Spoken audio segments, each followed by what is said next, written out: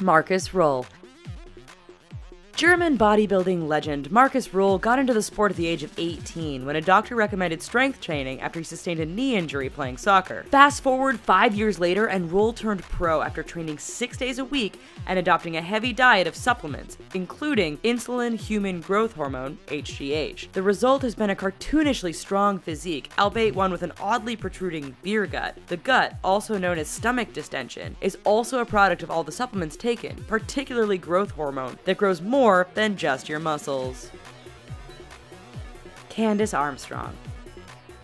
When we think of the many typically understood symptoms of steroid abuse, we may consider dramatic muscular enhancement and terrible acne. But gender transformation isn't often high on that list. But that's exactly what happened to London barmaid Candace Armstrong, a once slender blonde whose anabolic steroid consumption turned her into a hulking brunette. In addition to excessive body hair, the steroids actually caused her clitoris to swell to the point of becoming a micro-penis. Oddly enough, she has embraced her new body, even doing occasional drag shows, and she has no plans to halt her steroid intake. Greg Valentino. Greg Valentino made a name for himself in bodybuilding, even entering the Guinness World Book of Records for having the world's largest biceps. In constantly striving for bigger, better, and stronger, however, Valentino supplemented his intense workouts with negligent steroid use and little regard for sterility and cleanliness. Sure enough, one of his biceps got infected and actually blew up on account of the pus built up inside. After failing in an attempt to drain the pus by himself, on a TLC reality program no less, he wound up in the emergency room, where doctors were forced to cut out his biceps. He was later arrested on charges of drug abuse and distribution. Branch Warren.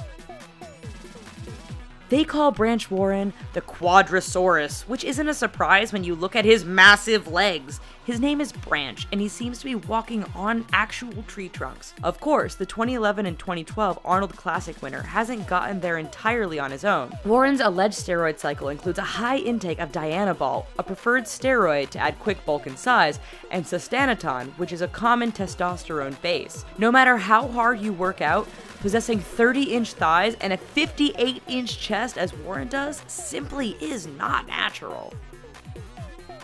Noah Steer.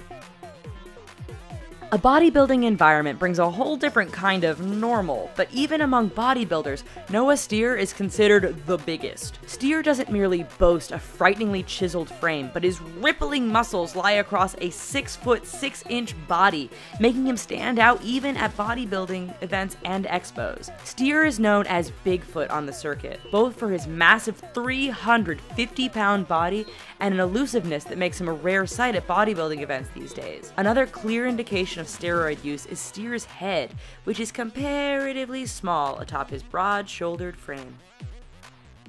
Dennis James. When he was at his peak rippled physique, Dennis the Menace James was 260 pounds of bulging biceps, tree trunk legs, and impossibly broad shoulders and chest. While the 5'8" German is still unquestionably large, a 2004 arrest in Thailand for possession of human growth hormone and 18 tablets of ecstasy highlight that it was more than merely dumbbells that were contributing to his form. The fact that James never finished better than 4th at the Mr. Olympia competition, he has announced that he intends to retire in 2017, indicates the International Federation of Bodybuilding's gradual de-emphasis of jacked up muscleheads. Greg Kovacs. Normal humans simply don't weigh 400 pounds, a weight that is typically reserved for sumo wrestlers and maybe the odd WWE superstar. In his prime, in the off-season anyway, Greg Kovacs weighed in as high as 420 pounds, primarily because of his 25-inch arms and a 70-inch chest and colossal 35-inch legs, all as a part of his 6'4" frame. Those measurements would take their toll on Kovacs, who died of heart failure in late 2013, just a few weeks shy of his 45th birthday. Prior to his death, his life had taken a dark turn, having been charged with extortion of a nutrition supplement store owner in 2010. Jay Cutler.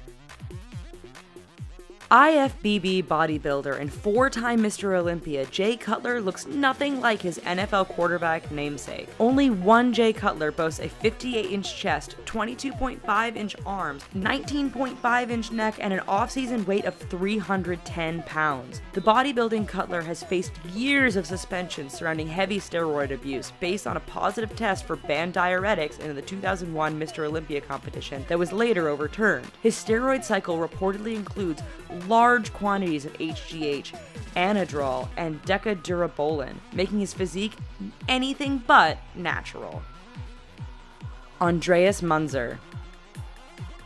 An avid Arnold Schwarzenegger fan, fellow Austrian Andreas Munzer opted to follow in his hero's footsteps and become a professional bodybuilder. Munzer came to be known for his extremely low percentage of body fat. In 1996, just months after meeting Schwarzenegger, Munzer was admitted to the hospital with internal bleeding in his stomach. When doctors decided to operate, his liver and kidneys failed, and he ultimately died of dystrophic multiple organ failure at the age of 31. An autopsy later revealed a tumor-filled liver, a fatal lack of subcutaneous fat, an enlarged heart, and traces of 20 different drugs in his system.